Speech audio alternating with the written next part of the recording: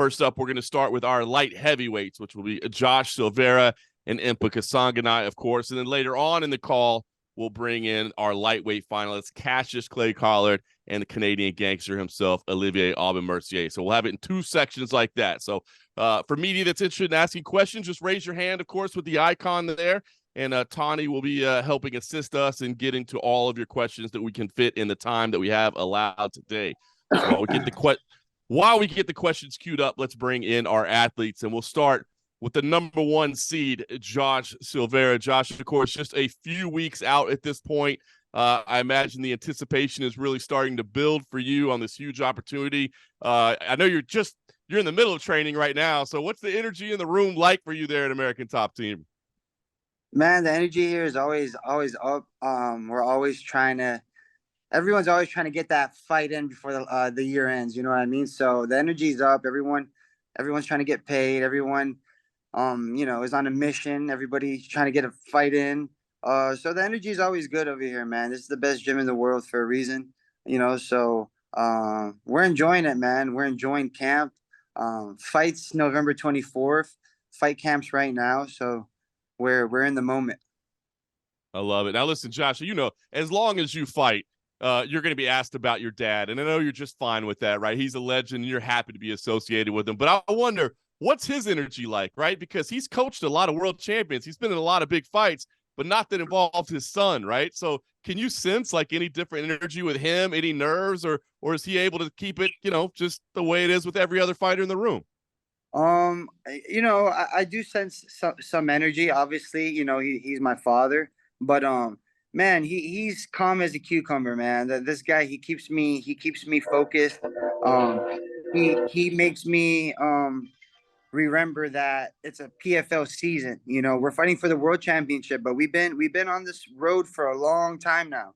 The weapons are sharpened up already. They're already ready to go. We're just trying to do some fine, sharpening, and we're ready to go, man. So he keeps me focused. He doesn't keep me antsy. Sometimes, the fight game is a crazy world, man, mentally, physically. So he keeps my head strapped on my shoulders, right?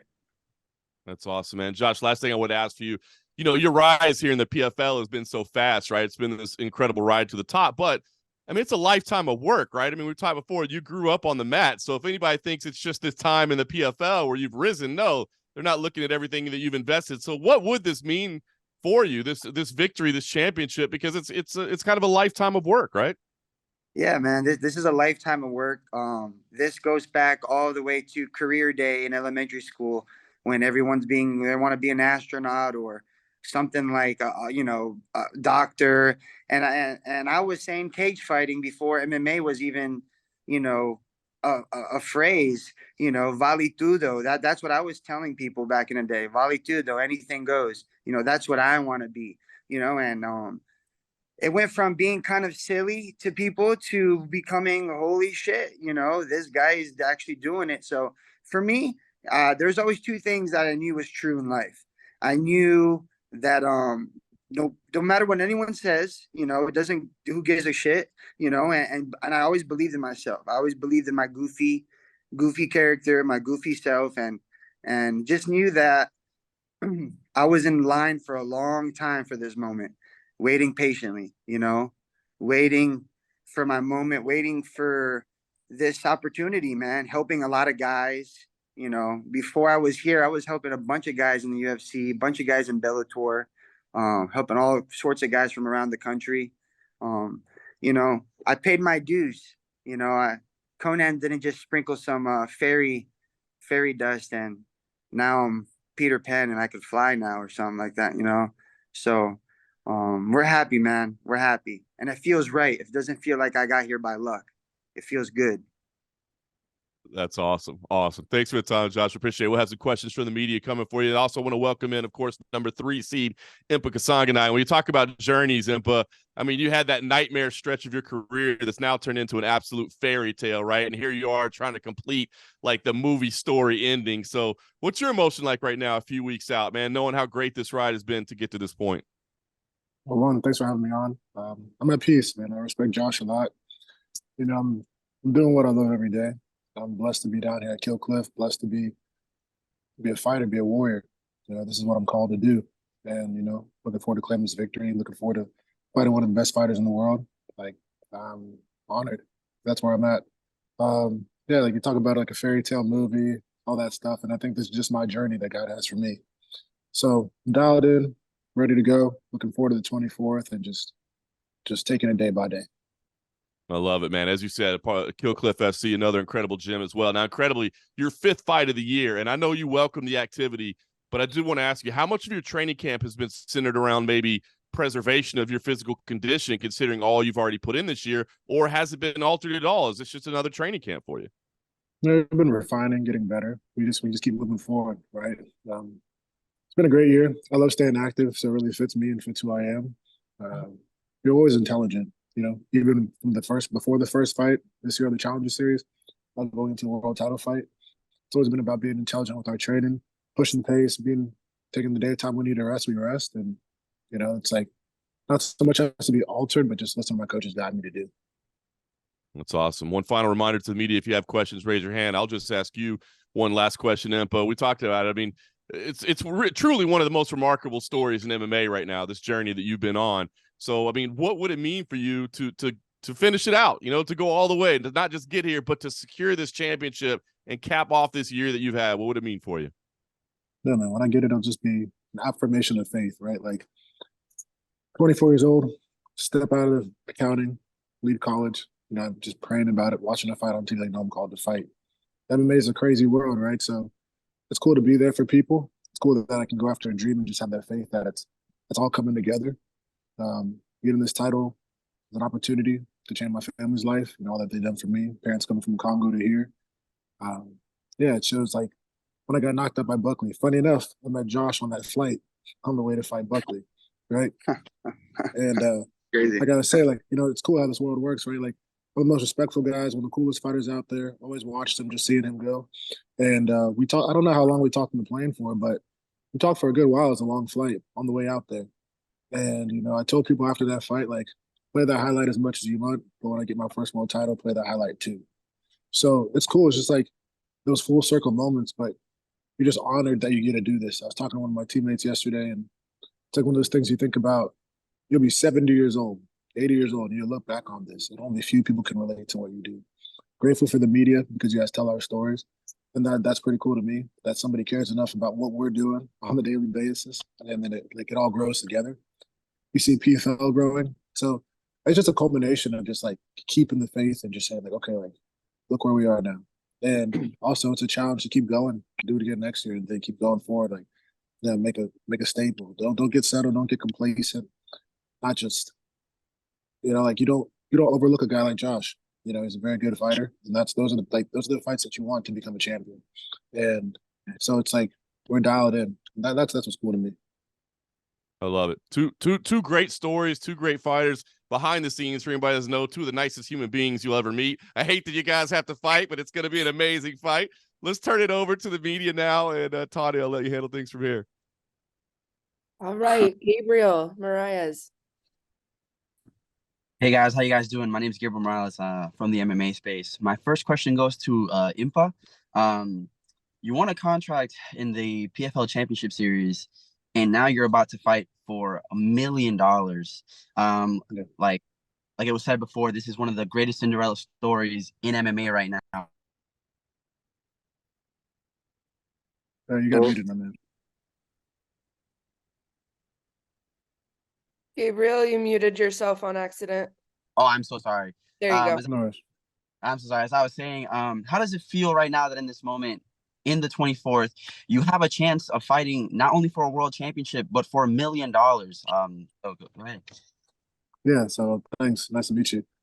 Man, I'm grateful. I've always wanted to be dialed in and claim that one day I'll be a world champion. It was not a matter of if, it's a matter of when. So to be rewarded with $1 million, that's a bonus, like the cherry on top.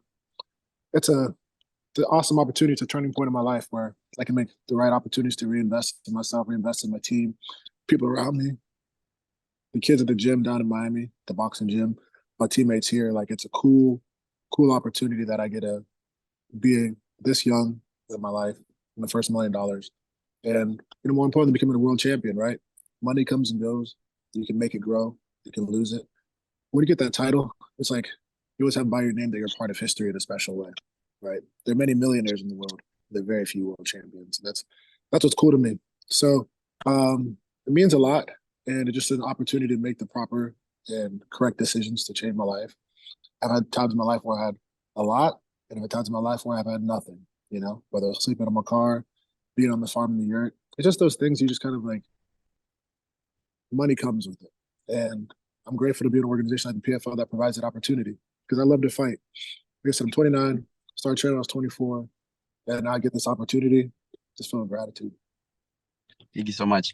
If I can ask a question to Josh. Yeah. Okay. What's up, man? So you're on a 3-5 win streak. Last year you lost in the playoffs, and this year you are now fight for $1 million. What is different from last year? What is something that you are bringing to the table that's brand new? What is this new Josh right now? Man, I think, it's just overall, it's just kind of that's just a loss sometimes, man. I don't like saying losses are necessities, but man, they fucking are sometimes, and they make you see things from a different perspective. I don't know, man. Something clicked in me. I'm about to be 31 years old. I've been doing this for a long time. I'm not gonna do this forever. This is a little small piece of my life, really, compared to how life really works. So, yeah, man, I just want to do things correctly, the best way I can. That way, when I'm an old man, and I got grandkids running around and stuff, they could look at me and they could be like, dude, that dude fucking fought his ass off hard. He did whatever he could to give my family a better life. My family came from Brazil and things like that. I'm a first generation American here. So I have that similar mentality that Impa was talking about when family comes from a different background. So, I think it was just the little kid in me kind of grew, and now it's a man in there fighting. Thank you so much. Can't wait to see you guys scrap up 24th. Thank you. Sean Murphy. All right, guys, can you hear me? My name is Sean Murphy. How you guys doing? Great. So Good, brother. Good. Good. First part I'll do for Impa. I'm gonna go off of your fighter profiles I saw on YouTube. So Impa, I noticed you're big into motorcycles, correct? Yes, sir. And I'm huge into motorcycles. I went to Daytona Beach Bike Rally. I rode up and down the East Coast. My favorite book is The Art of Zen and Motorcycle Maintenance. That being said, if you do win that $1 million, and like you said, normality of fighters is you take, you put the money out to everybody that took care of you. But if you have to buy one thing, what motorcycle would you buy and why would you do it? Oh man, that's a great question. So, all right, Triumph Bonneville. I love Triumphs. I do some work with them as well. I'll be actually doing a motorcycle ride back from DC down to Florida. We're probably down to North Carolina first and back. Man, I just love bikes in general. The Bonneville is such a classic bike. The story of it, the history of it, from Ace Cafe in London to what they're building now. Yeah. I think bikes just have that different kind of freedom where you can just explore the world. So that bike to me is so iconic in what they've done and everything from Isle of Man to what they're doing nowadays. That bike alone has changed the landscape for motorcycles, and I think it's pretty cool. For me, it's always about burning the ships, and I feel like when you're on a bike, you have to keep it simple. You don't travel more than you need, and you just go take what's yours and move forward. I feel you, and I love that bike as well. So my two-part is now for Josh. Once again, the fighter profile. The first thing you said was you get one shot at this. And I remember watching that fighter profile, Josh.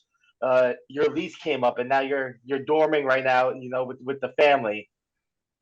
If you do win this fight, what style are you going to get? A pool in the back of your house? What style of house would you get for your family, and why?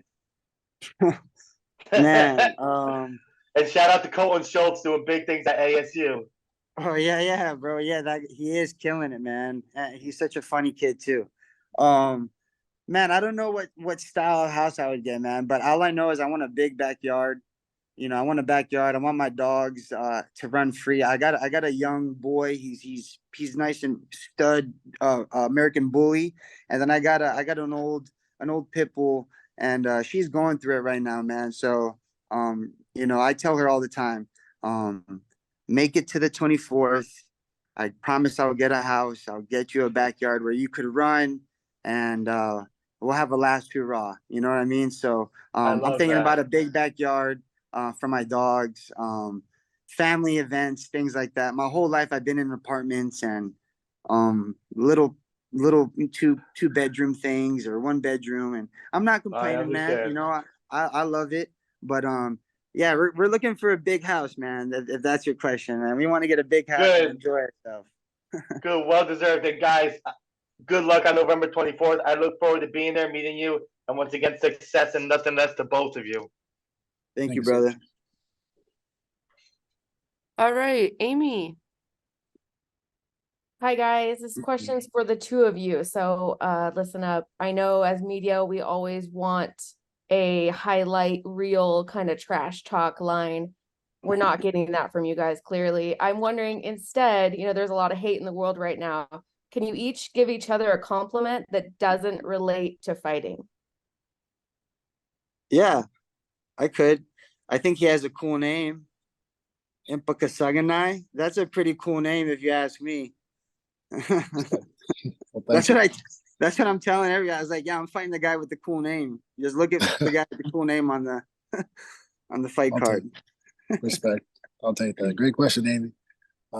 Thanks, Josh. I like your mullet, man. It's I clean. knew it. I And knew the bullet was coming. I knew it. and on top of that, much respect to who you are, who you've been, and it's an honor. It's cool to see like you and your dad doing what you're doing. I think that's a real special bond. So much respect for you because a lot of people they try to go their own way and they push their family out the way. Yeah. And I admire that about you. So respect to you and your dad doing this together. No, I appreciate that, man, and respect to you too. I know you've been on a tough path. You mentioned earlier, us running into each other in Abu Dhabi. It's kind of crazy how things connect again. So ever since then, I knew you're a nice guy, pretty Respect. genuine dude. So appreciate it, respect. Thank you. All right. Ronald. This is Ronald E. Smith. My first question is to Joshua. We're just hearing this whole call of you guys showing but love for respect for each other. But I just want to know from you, even with all the respect you have for him, how then when you're standing inside the cage with him, you have to turn the switch to fight because in the end of the day, the goal is to win it all. So like, how will you be able just to feel that way? Yeah, man. No, the goal is to win. You're absolutely right. You're absolutely right. I'll give you a good example of how I'm gonna feel on fight night. Um, I'll I'll give you a story about my father. I always give my dad a phone call before big fights. And if you guys don't know my dad, he basically helped Amanda Nunes grow into what she has done. So Amanda Nunes versus Chris Cyborg. I give my dad a phone call. I said, win or lose, I'm proud of you. I'm proud of what you've done. The guy answers me. He goes, fuck that. We don't come here to win or lose. We come here to win.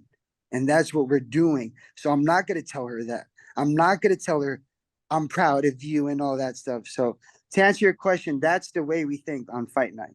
That's the mentality we have. We're here to win. I have mad respect. I love it. But yeah, we're not doing this win or lose stuff. We're not this nice person stuff on fight night. We're here to get things done, man. This is the reason why I've been doing this for so long. So yeah.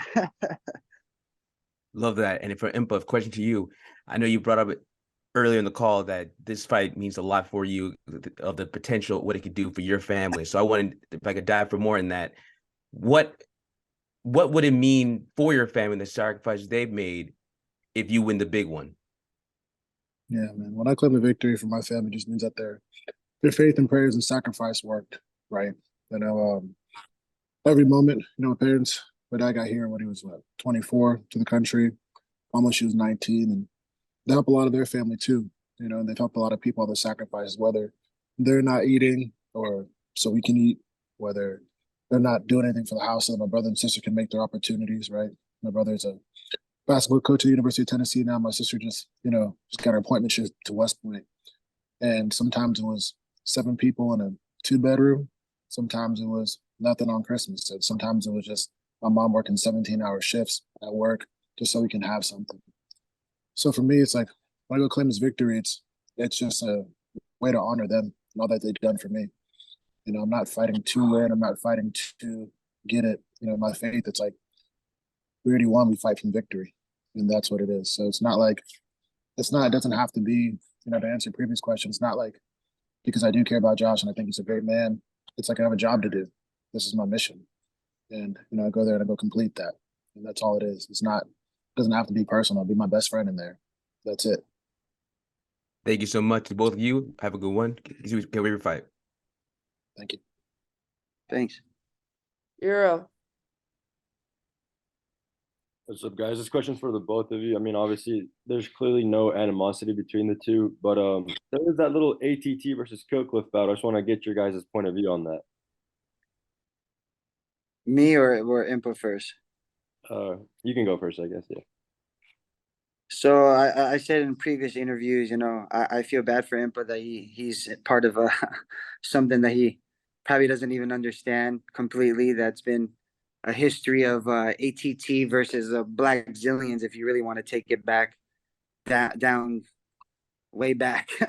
But of course, man, for somebody like me, it just runs deep, you know, for my dad, for Dan Lambert, for Richie, all these guys that I grew up with, man. I grew up with, you know, Mike Brown. You gotta understand, I used to see Mike Brown, you know, kick people with wrestling shoes and stuff back in the day. That was something. That's how back in the day it was, man. These roots run deep.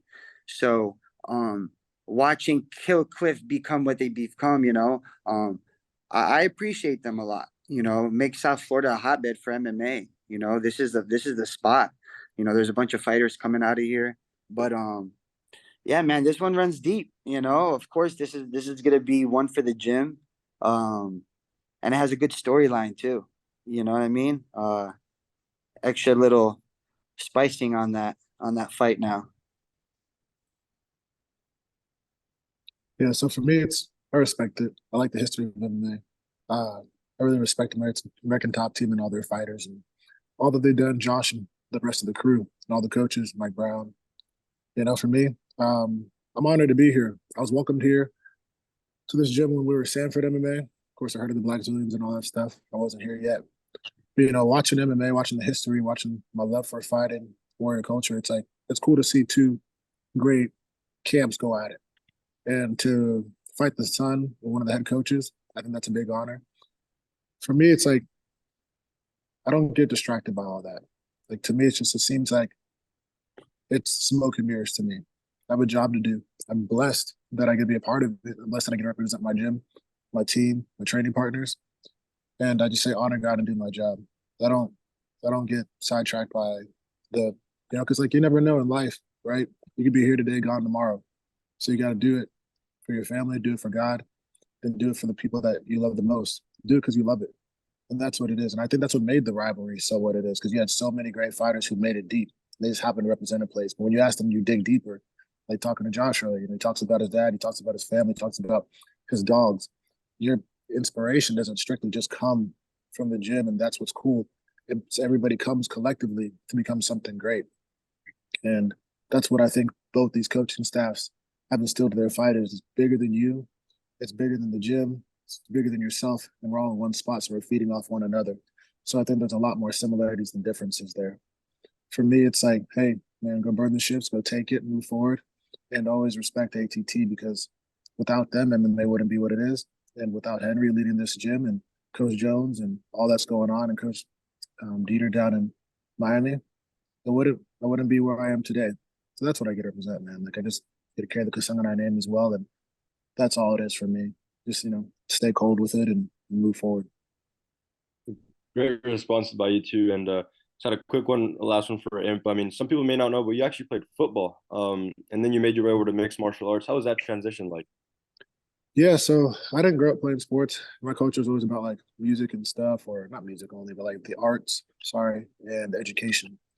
So, I studied accounting finance in school, and then I played football, but like I didn't really grow up doing it. So my senior year of high school, I started playing football. And then my senior year of college, I started fighting like right at the end. So for me, I've always had like been able to find success, starting things maybe a little later than others. Football was fun, right? Like I see guys that I played with playing in the NFL. I see guys that having families and kids and doing their thing. Some are coaches now. Football was fun. I mean, like funny story. Like I had no clue what I was doing. But the first time I ever put pads on, they got stuck, and my coach had to step on my chest just to help me get the pads off. So I laugh like, you kind of grow in it. College football is probably some of the most fun. A lot of opportunities to grow in life and meet people and connect and just learn life lessons and just getting there on the field and just battling out with different people that I'm still friends with till today. And when I was in my JUCO in New York, like having 9 guys in one room, now we all stay in touch, try to catch up at least once a month. It became a family and a unit, and just so many things I got to learn about myself, and so football brought to me.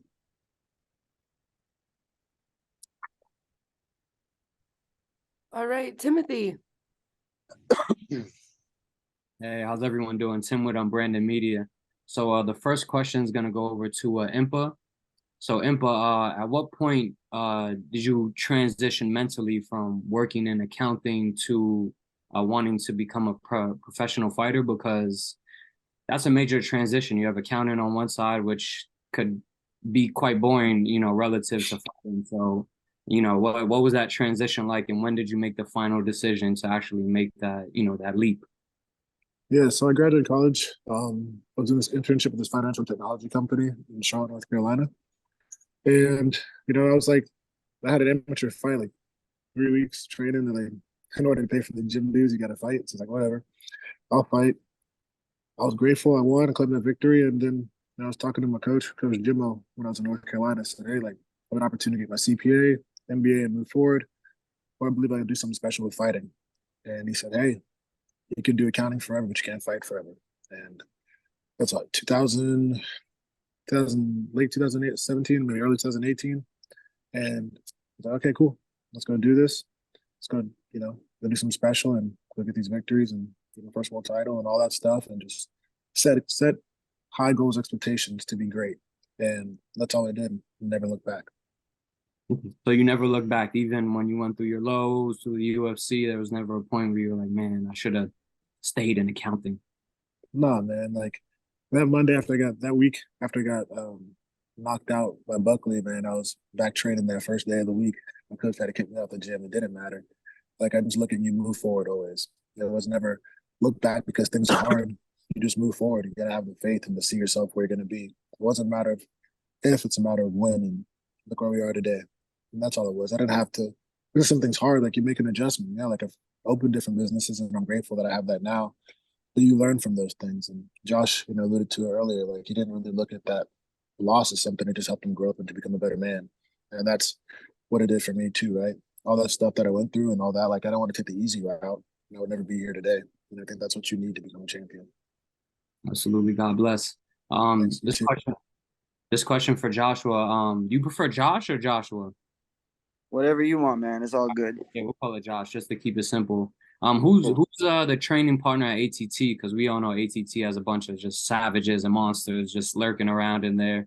Who really pushes you the hardest? Not who's your favorite training partner, but who like really pushes you the hardest to you feel like makes you better? Who gives you hell, but in the end, improves you the best? Man, there's a list of people who give me hell, man. The list goes on and on. But names off the top of my head that's been helping me for this camp and a lot of the season as well.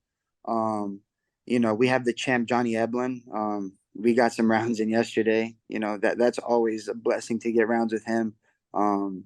He's an amazing fighter, man, Johnny Eblin. And then we have Austin Vanford, which is a damn tank.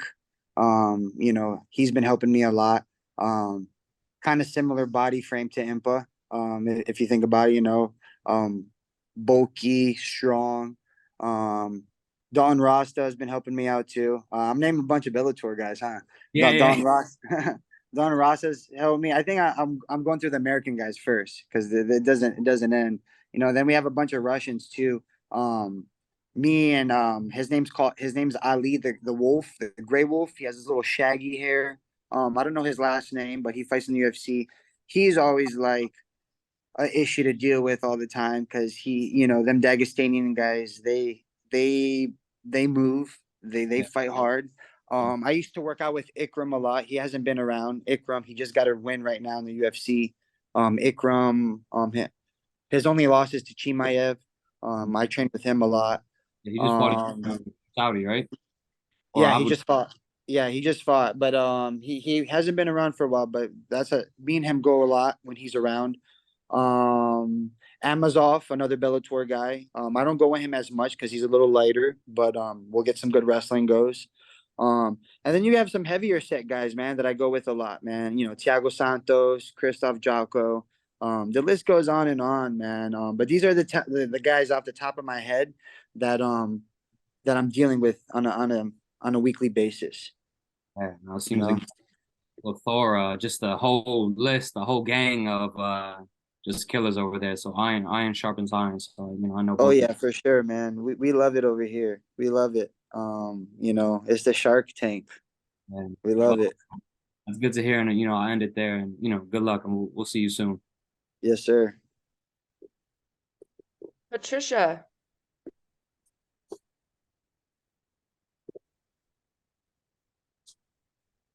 Sorry. Hello. Hi, I'm Patricia. Nice to meet you guys. Impa, as a fighter, you're very accustomed to overcoming physical challenges. Can you talk about a non-physical obstacle you faced that taught you lessons in perseverance and resilience that will help you in your fight in Washington? So you're saying asking one that's not related to fighting, correct? Yes. Yeah, so lived on a farm for about a year, and waking up in the morning, feeding the cows, corralling them. It's like just having that consistency, right? On the days you feel like it, the days you don't, right? Like fighting a blessed career, you love it. You get to do what you love, right? You to fight in underwear for a living, pretty much. But man, being on that farm, having 10, 12 cows, one runs through a fence, one jumps over a fence, having to hunt down pythons, you start learning like a lot about life and just taking care of things that definitely rely on you. So it was cool living on that farm because I realized in order for it to go, somebody has to love every animal on that farm, from the cows, the sheep, the pigs, chickens. They need us to keep them alive. And it doesn't matter if it's the middle of the night and during python season, the python's coming down, or you have coyotes trying to kill the chickens. You got to do your job. So just living on that farm with that work ethic and just that love that you grow for things that rely on you. So that challenge definitely taught me in my life. Thank you so much. That's amazing. My second question is for Josh.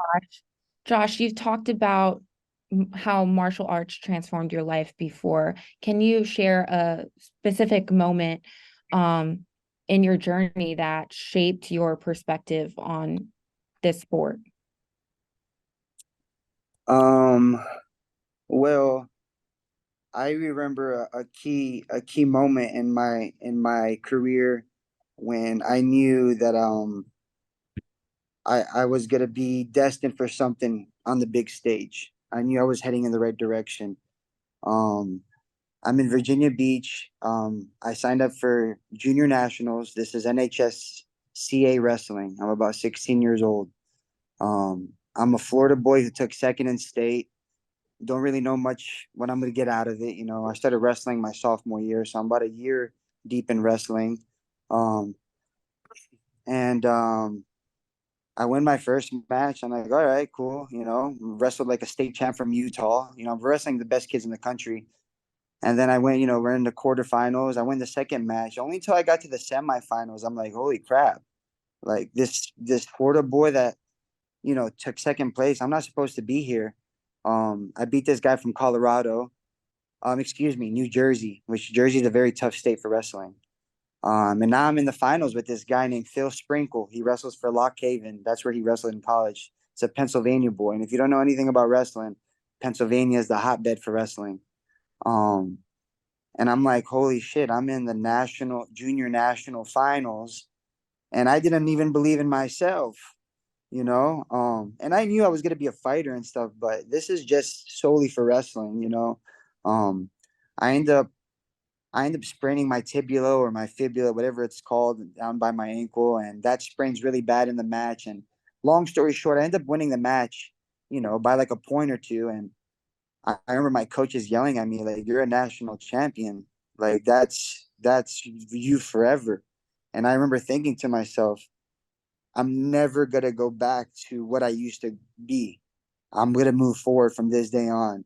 This national title is going to literally bring me into getting a scholarship in college to you know, from there I'm gonna wrestle the best guys in the country. I'm gonna, you know, I created a dream, you know, on top of the MMA dream. But that was a really defined moment for me that and I remember crying on the phone to my dad, and he was tearing up, and my mom was crying her eyes off, you know.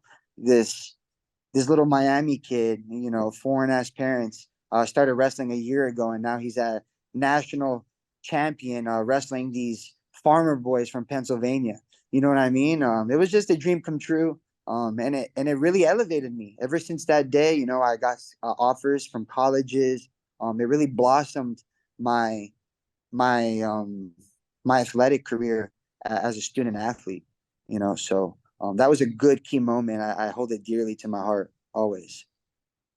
Thank you guys so much for sharing those stories with me. I really appreciate it. For sure. Thank you. Jay Christian.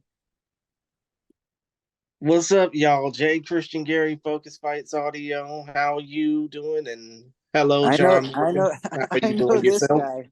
I know this guy.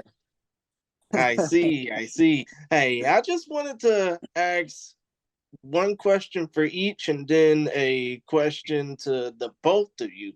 First of all, to Impa.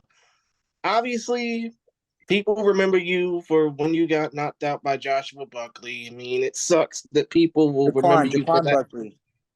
Oh, yeah, Jaquan. Yeah, I know. Jaquan Newmancer Buckley. And people remember that not too long ago, you ended up getting released after that. You went 1-1 after that fight.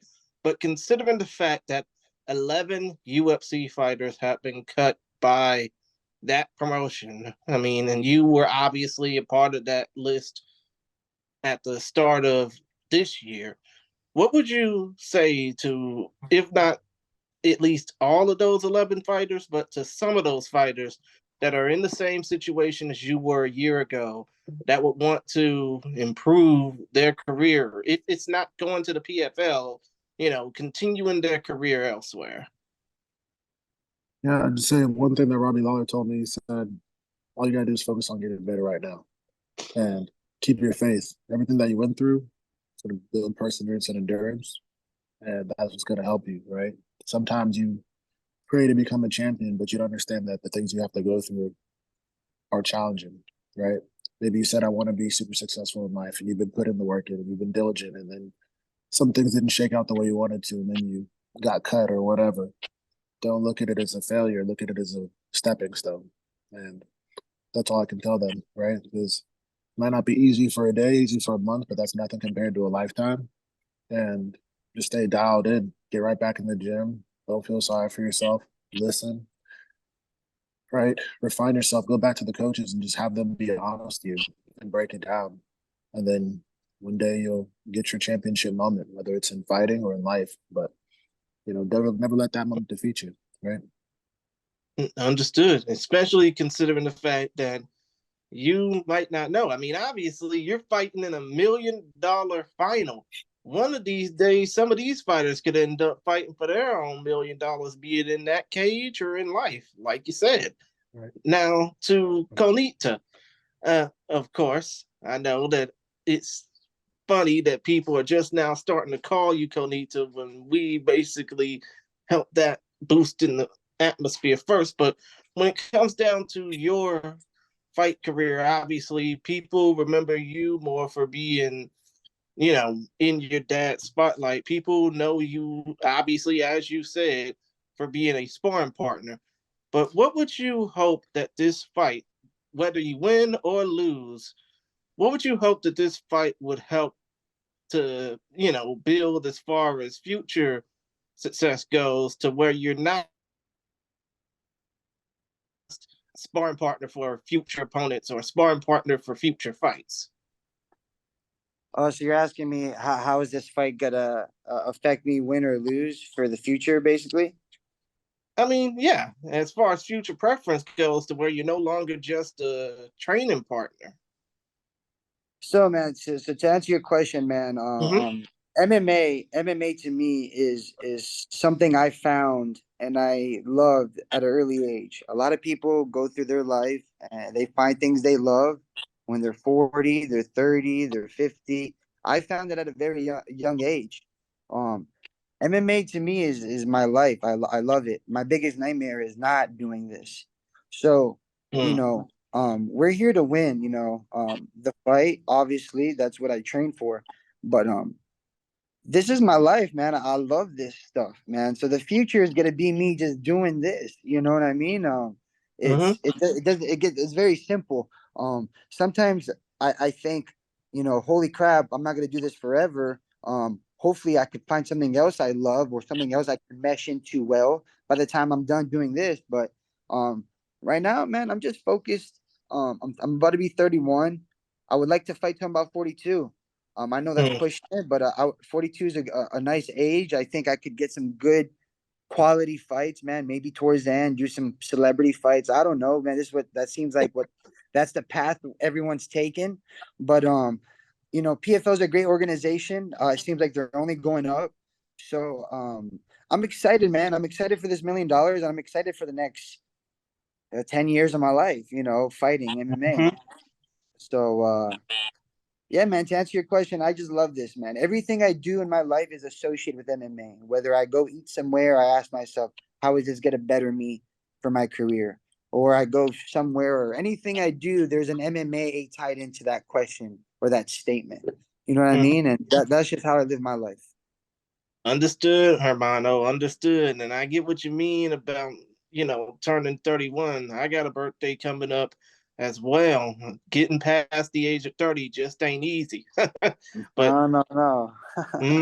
But still, though, my final question is for the both of you. When it comes down, I mean, I wouldn't just say toward this fight, because as y'all basically stated before, y'all are friends.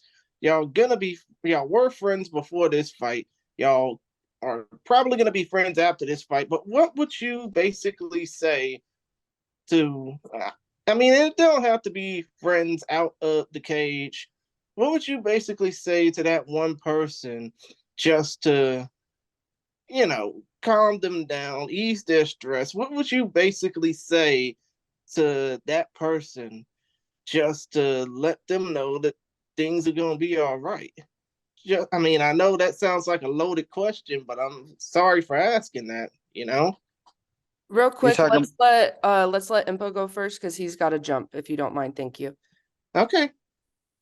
Yeah, for sure. I mean, respectfully to Josh, we don't talk all the time, right? We see each other at fights and stuff like that, and that's what's cool. What I like about him, he's one of the most respectful people I've met. Most people had an idea that it'd be he and I in the final, so we've seen each other enough, right? But I go back to that airplane ride, and the guy that I met on that ride. It's cool to see a consistent man doing that. It's good to see a guy that's with his father doing that. Very, very, very close to my family and my dad as well. So I respect him. Just saying, you always bring your best. That's what warriors do, right? That's what people do. And before and after the fight, there's respect. Whether we were best friends or friends in the industry and have respect for each other, I just tell anybody who's in that situation, just still bring your best. You'll never have any regrets, right? So focus on claiming this victory. That's what I'm here to do. That's what I'm gonna do. And I just want the best for this guy's life. I don't have to hate him. I don't have to wish the negativity on him. I pray for him. I prayed for him before I knew him, or before I knew we were gonna fight each other. and I pray for him after and during this camp as well. Life is, we do all these interviews, we do all these fights, we do all this media, we cut the weight, we do so many things, right? And so much of your life is wrapped in MMA that it can become an idol. It can become the one thing that defines somebody. But to somebody like, especially Josh, he's a very artistic, very eclectic guy. There's so much more to him than this. And I think that's what also makes him a special fighter. He's not a goofball, but he has his personality. And he talked about earlier, he's goofy, but just you don't lose yourself based on a win or a loss. Just remember who you are always. And that's what I would tell anybody. So much respect to him. I'm honored. Thank you, Tani, and everybody for your time today.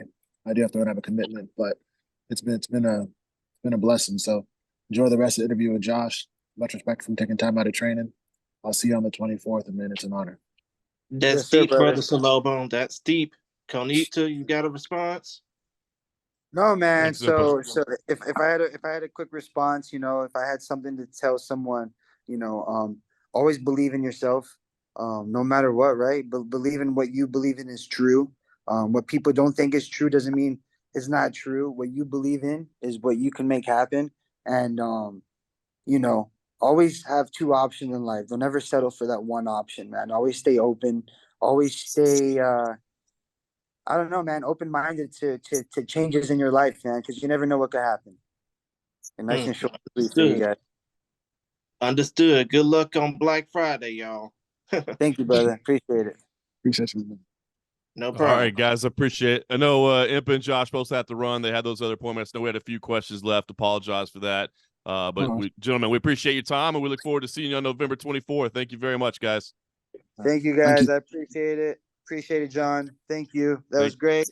Tani, you too. Thank you, Tani. Thank you, Tani. See you guys. See you. See you guys. See you guys in Washington, D.C. All right. With that said, we'll shift on to the second part of our afternoon, which will be to bring in the lightweight finalists. My understanding is at this time, we're still having some difficulty connecting with Clay right now.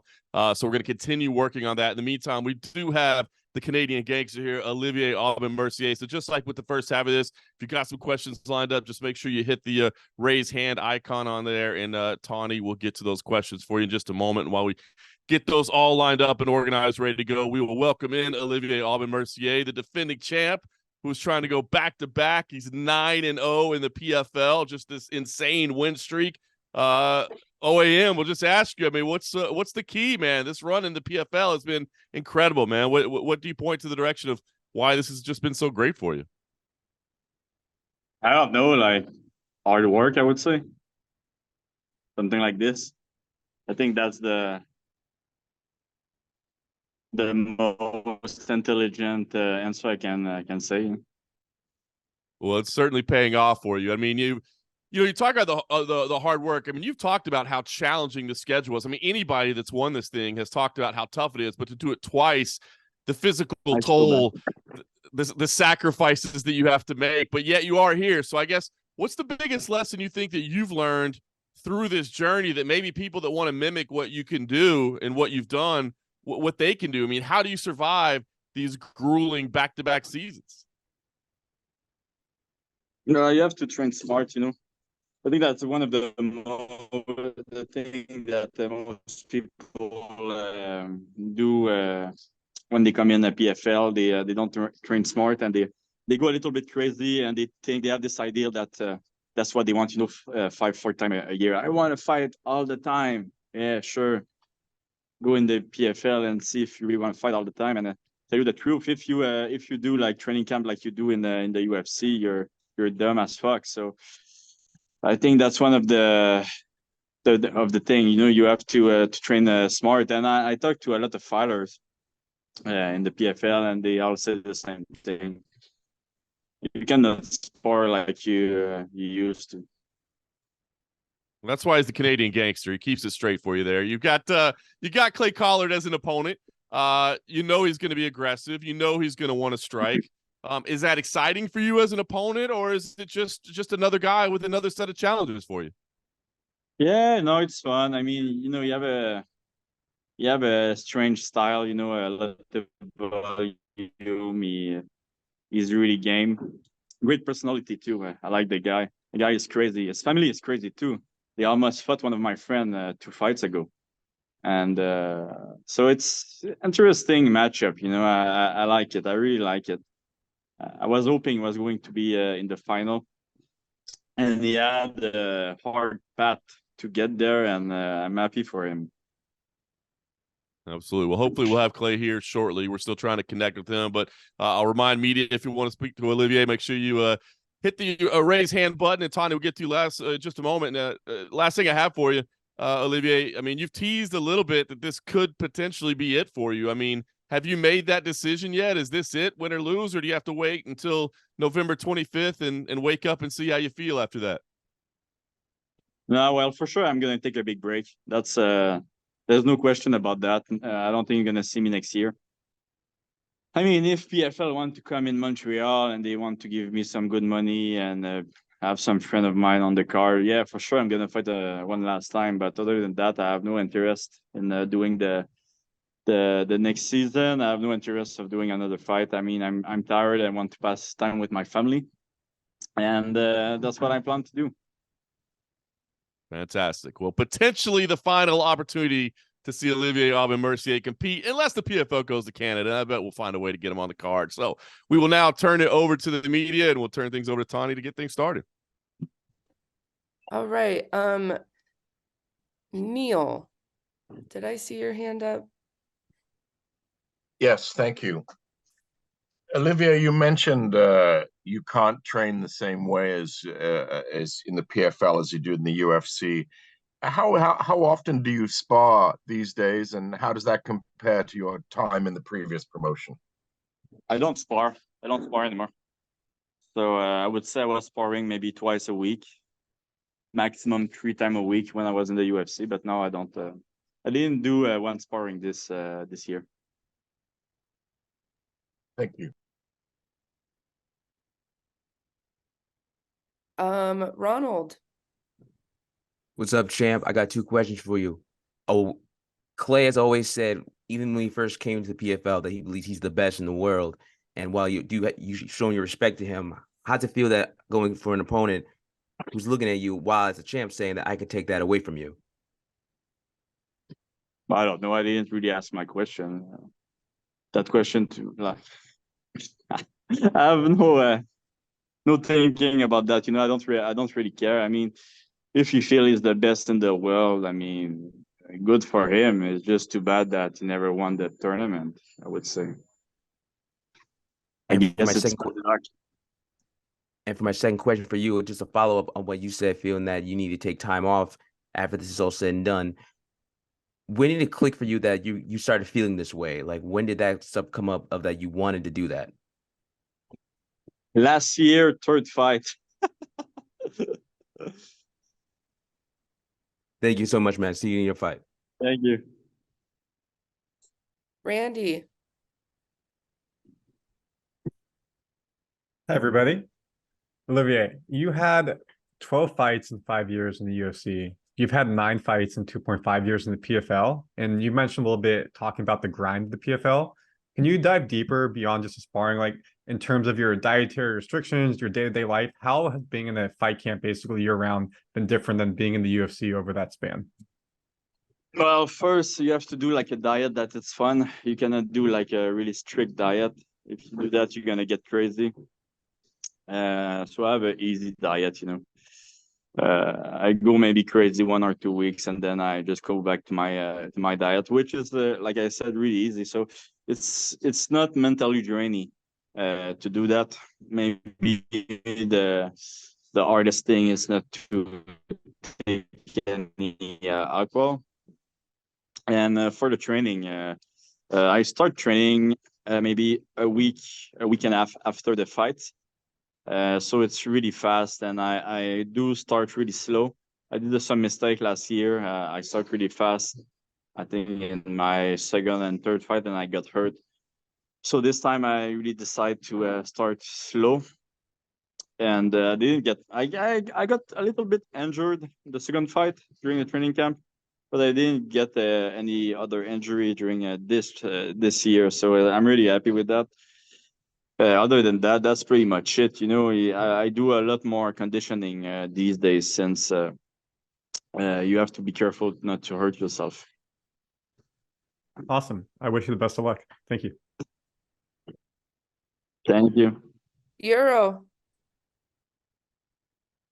What's up, Chad? I just want to say, in 2022, the first year you became the PFL champion, all of your wins except the finale against Stevie Ray, they all came by decision. And this year you won all of them so far, of course, but 2 out of the 3 have actually come by finish already. Did anything change, or just the Canadian gangster more hungry than ever? Less hungry than ever. That would be the thing. I guess I have no pressure, you know. And to be honest, like last year, I had some really tough competition too. I had Manfio, I had the two last champs, so it was hard. And Alexander Martinez was a tough guy too. So I don't think a lot of things changed. I think right now I'm really more. For sure, I'm a better version than last year, but I think, you know, KO and finishes happen a little bit by luck, I would say. So I think this year it will happen, but like, at the end of the day, like this decision is almost better than a KO. You know, a KO can have some luck in there, but the decision for sure better than the guy. Awesome. And just one last one from me. You just mentioned that you'd love the PFL to go to Montreal for an event. For you, as one of the premier Canadian combat athletes, how has it been like watching this exponential growth of talent coming out of Canada in the MMA scene? Can you repeat that?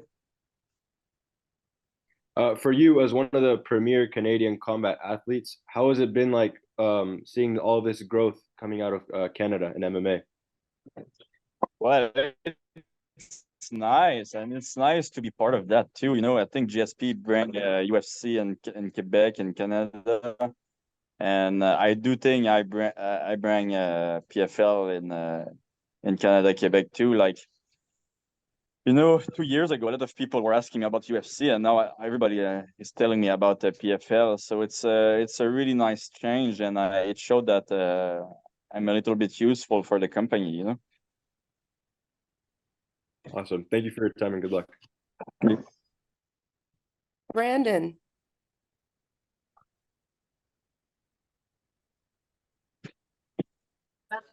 Hello, good afternoon, everybody. My name is Brandon Padonis. I'm coming from the DMV MMA Insider. How y'all doing today? Can y'all hear me? Bad. Excellent. I can't wait to be covering this event. I came to see you guys in DC, the first PFL event that y'all had. I think it was the second show. Watching you guys perform in the District of Columbia was the greatest, one of my top shows to ever watch. I am very thankful to see that you guys are bringing so much audience to professional MMA fighting, and I can't wait to see that you guys shooting for that $1 million prize. My first 2 questions, I only got 2, and I'm gonna just to ease up on the pressure. Coming to DC, what foods are you looking for to eat? What's the good food in DC? Is there anything that you've seen, or have you visited the area before in the past? Yeah, I did visit the area. The area is really nice. But the thing with those area, it's really expensive for a restaurant to rent those places. And when it's expensive, the food take a hit, you know. So I'm gonna have to look a little bit deeper in the. Have you tried mumbo sauce? Well, You come into DC. everything. You gotta come to DC. If you come into DC, you gotta try the mumbo sauce. They have the fried chicken. It's a DC thing. They have this mumbo sauce is the best sauce. You got to try it. All right. And I got one more question for y'all. Send it to me. You have to send the name to me, right? Man, no problem. Shit. I might as well pick some up when I come to the event. I might just got you. Let's let him make weight first. Let's let him make weight first, no and then problem, afterwards. No problem. Have you been there? I was like, no, I'm trying to make weight. One more question. Now with the fights, everybody has certain styles. I want to know what is something that about your style that most people kind of overlook. Something that maybe you're not known too much for? Something, yeah. What any My surprises God. coming out? I don't know. I would say my leg locks. My leg locks. Ooh, working hard, huh? Yeah. Excellent. Yeah. I love all the leg lock series. Now, with your leg lock series, once you get to your finishing position, you have a lot of options from there, huh? From Yeah, sweeps, yeah, yeah. I like passes. the double lock, so it's yeah. What's your favorite leg lock? Ace. I would say inside leg lock is good. Oh, Lord have mercy. Thank you so much for your time, my brother. God bless you. Thank you. Hey, thank you. Gabriel.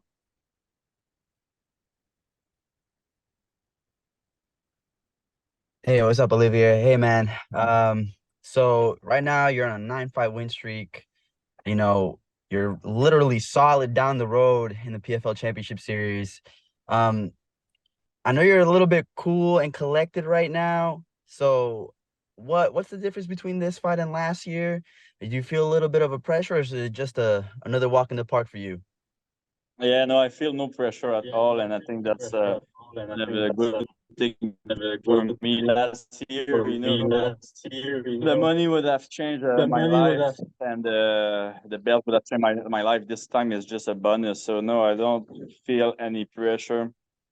I have some doubt for sure, but I do this like for myself. So it's. I mean, I feel great this year. I really feel great. I'm looking forward to being vacation though.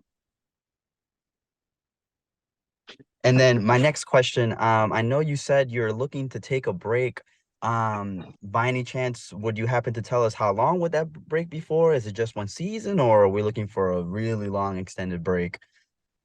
Oh, like I said, it depends. If PFL come in with a good offer, I may take a year. But if they don't, and if I don't like it, and if I really like my new life, I won't come back. You know, I won't put I won't put any pressure on myself. I mean, I accomplished what I had to accomplish in the sport. I'm happy right now, so that could be it. You know, I would have liked to fight one last time in front of my people. But if it doesn't happen in PFL, I'm gonna find a way to do it by myself, you know. Okay, that's perfect. Thank you so much for taking your time, and can't wait to see you out there, man. Thank you. All right, we're gonna do Sean and then Mills, and then we'll be done.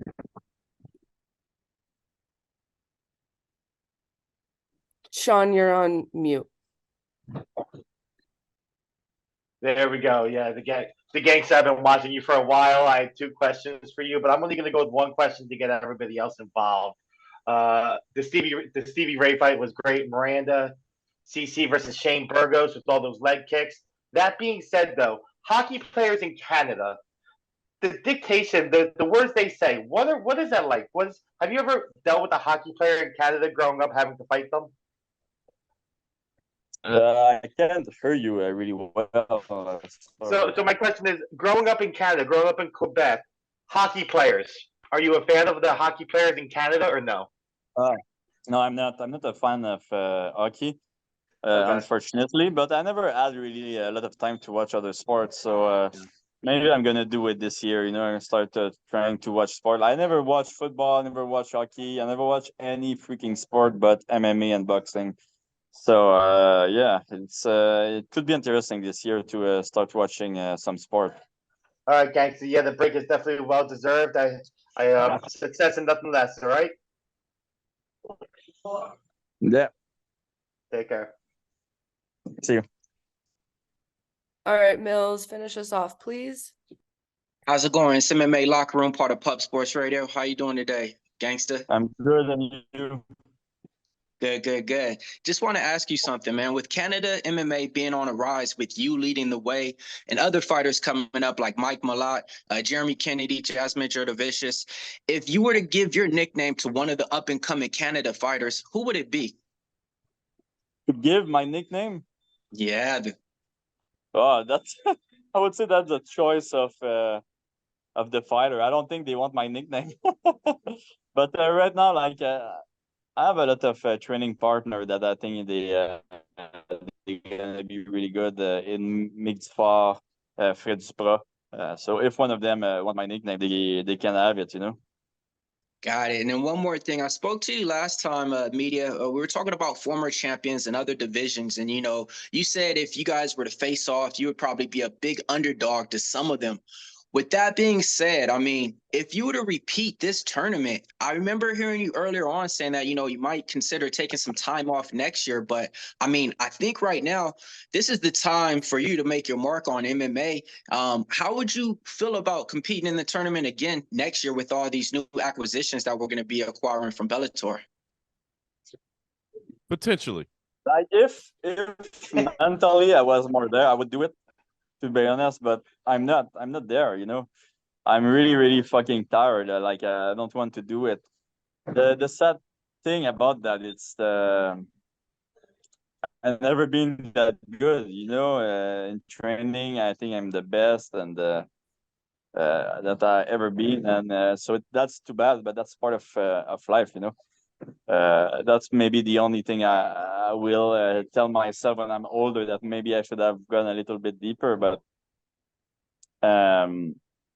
I mean, if I feel like it, I will. If I don't feel like it, I won't. Got it. And last one for me. You gave me a list of your favorite gangster movies of all time. I still remember those. But now I just need a few names of some of your favorite gangster actors who actually played some movie roles. Gangsters, actors. Who's the best one? I think De Niro, and Pacino, I think I have to say those two. Denzel Washington was really good too. So I would say those three. They are so good actor that I would say those three. Yeah. Got it, man. It's time to start. Do you have another idea? I like Pacino, De Niro. I would even say Denzel Washington for the role that he played in Training Day.